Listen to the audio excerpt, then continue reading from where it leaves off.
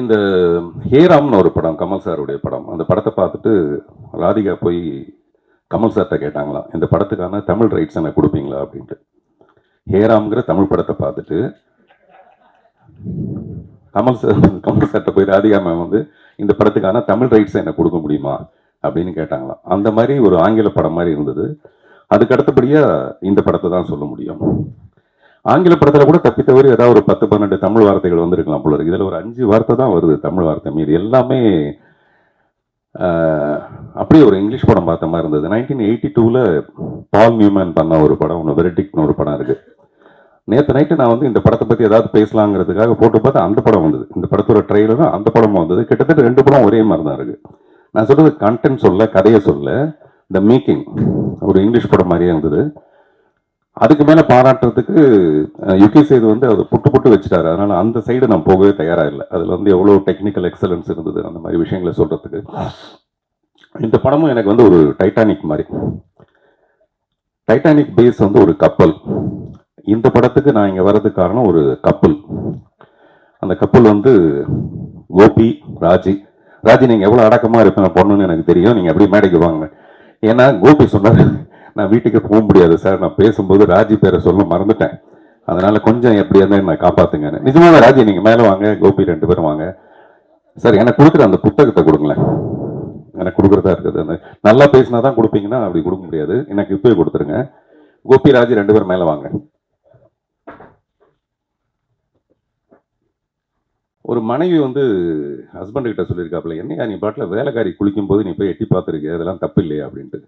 அந்த ஹஸ்பண்ட் வந்து, இல்லைல்லம்மா நீ நினைக்க தப்பெல்லாம் நினைக்காத, உன்னுடைய சோப்பையும் உன்னுடைய ஷாம்பையும் வேலைக்காரி யூஸ் பண்ணுறதா நான் கேள்விப்பட்டேன், ஒரு டவுட் வந்தது, உண்மையிலேயே அவள் அப்படி யூஸ் பண்ணலான்னு தெரிஞ்சுக்கிறதுக்காக தான் போய் பார்த்தேன். நான் 2யும் பார்த்தேன், கரெக்டாக இருக்குது, அது 2மே வந்து அவங்க சொந்தம் தெரிஞ்சுது எனக்கு அப்படின்ட்டு. வாங்க, வேலைக்காரின்னு டக்குன்னு வரீங்க பார்த்தீங்களா, வாங்க.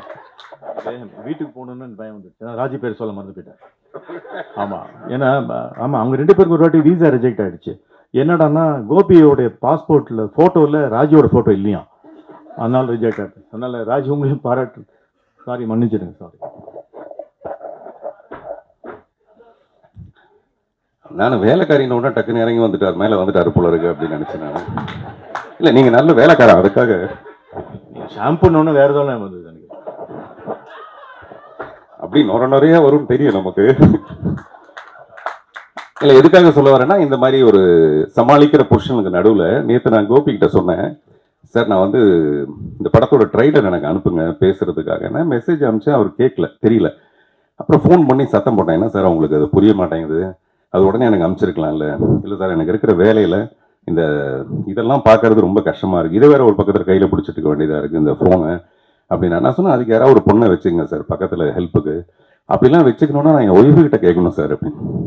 எனக்கு தெரிஞ்ச ஒய்ஃபை கேட்டு வச்சுக்கிற ஒரே ஒரு ஆள் வந்து கோபியா தான் இருக்க முடியும். கோபியோட ராஜ்யம் இப்படி பிரமாதம் இருக்கிறதுக்கு காரணமே ராஜி தான்.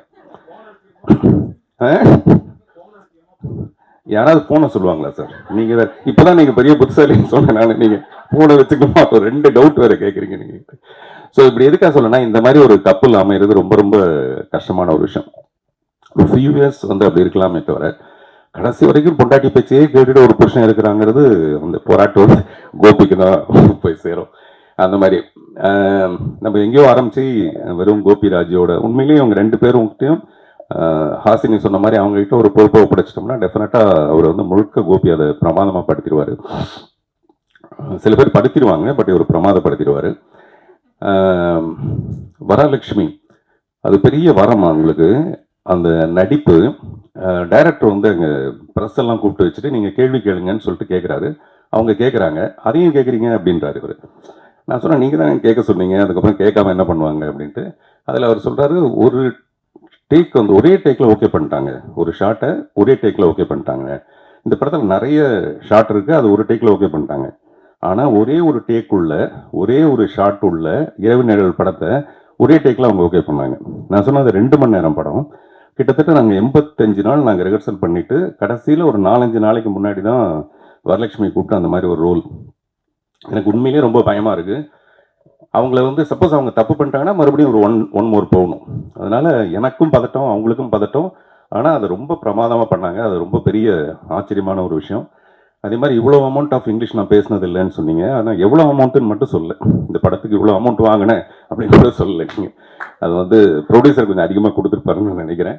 அப்புறம் ப்ரொடியூசர் வந்து ரொம்ப நிஜமாவே ரொம்ப அண்டர் ப்ளே பண்ணியிருக்கீங்க நீங்கள். வழக்கமாக ப்ரொடியூசர் நடிக்கிறதுக்காக தான் நிறைய படம் எடுப்பாங்க. அப்படி இல்லாமல் இந்த படத்துக்குள்ளே நமக்கு என்னவோ அதை மட்டும் நம்ம பண்ணலான்றதும், அப்புறம் யுகி சேது மாதிரி ஒருத்தர் நீங்கள் உண்மையிலேயே நல்லா நடிச்சிருக்கீங்கன்னு சொல்கிறதும் பெரிய ஆச்சரியமான ஒரு விஷயம். நானும் அவரும் சில நேரத்தில் போய் சொல்லுவோம், பட் இந்த மேடையில் அப்படி போய் சொல்ல விரும்பலை.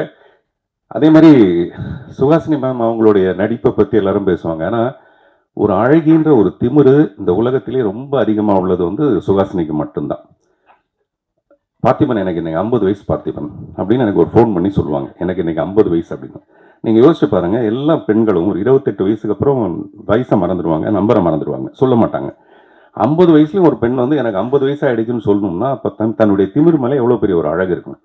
பாரு, நான் 50 வயசுல எவ்வளோ அழகாக இருக்கேங்கிறது. அந்த மாதிரி ரொம்ப செல்ஃப் கான்ஃபிடென்ஸ்னா அப்படி ஒரு கான்ஃபிடென்ஸு. எனக்கு மணிரத்னத்து மேலே லவ், மணிரத்னத்துக்கு சுகாசினி மேலே love. A is equal to B, B is equal to C, then A is equal to C, அந்த மாதிரி. So we love you all. Director இந்த படத்தில் ஒரு பாட்டு எழுதுறதுக்காக என்னை வந்து சந்திச்சார். அப்போ அந்த சுச்சுவேஷன் சொன்னார். அவர் சுச்சுவேஷன் சொல்லும்போது எனக்கு இளையராஜா சார் சொன்ன ஒரு ஞாபகம் வருது. இளையராஜா சார் ஒரு மேடையில் சொல்கிறாரு, கண்ணதாசன் வந்து உட்காந்துட்டாராம். அந்த டைரக்டர் வந்து சுச்சுவேஷன் சொல்கிறாரு. சொல்லும்போது கண்ணதாசன் வந்து அப்படின்னு துப்புறாராம். அவர் சுச்சுவேஷனுக்காக, அவர் டைரக்டர் சொன்ன சுச்சுவேஷனுக்கு துப்புறாரா இல்லாட்டி உண்மையிலே வாயில போட்ட வெத்தலை பார்க்க துப்புறாரான்னு தெரியலன்ட்டு ராஜா சார் ஒரு ஜோக் அடிக்கிறாரு. அந்த மாதிரி சம்டைம்ஸ் வந்து அந்த சுச்சுவேஷன் அப்படி இருக்கும் பொதுவாக. பட் ராஜா சார்ட்ட நீங்கள் என்ன சுச்சுவேஷன் சொன்னாலும் பிரமாதமாக தான் பாட்டு போடுவார். சிட்டுக்குருவின்னு ஒரு படம் 8 சாங்கு ஹிட்டு.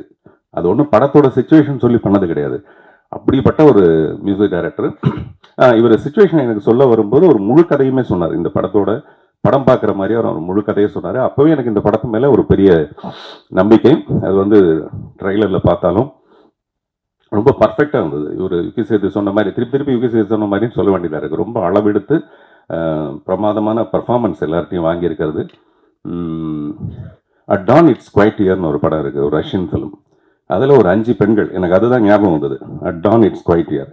நானும் உங்களை மாதிரி ஏதாவது 2-3 பேரெல்லாம் அப்படி சொல்லலான்னு, இல்லாட்டி மரியாதையாக இருக்குது அதில் நம்ம வந்து கடைசியாக பேச வச்சுருக்காங்க அப்படின்ட்டு.